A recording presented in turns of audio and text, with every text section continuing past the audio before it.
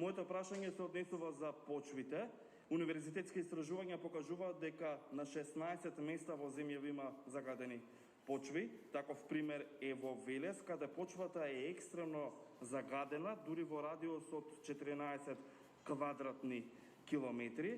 Покрај во Велес се уште е загадена почвата за кај нефункционалниот рудник за хром, арсен и антином кај Лојане, рудникот за олово и цинк кај Пробиштип, а секако и во кругот кај Охис, каде сега допрва се чисти малата депонија.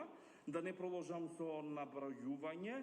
Прашањето е на што се чека досега да се исчистат овие загадени почви, од кој патем можеме да јадеме загаден зеленчук, а да не го знаеме тој податок.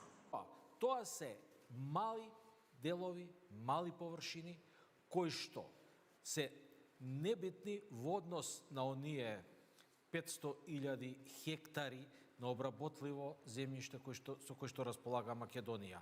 Значи, не би требало нити да размислуваме да ги вратиме во производство, туку да се пренаменат, доколку се земјоделски тие површини, да се пременат во некои други. А мислам дека не се земјоделски, баш оние што збореше. Инаку земјоделските почви во Република Македонија можеби не се плодни, можеби имаме многу неплодни почви, ама на вистина, верувајте, не се загадени.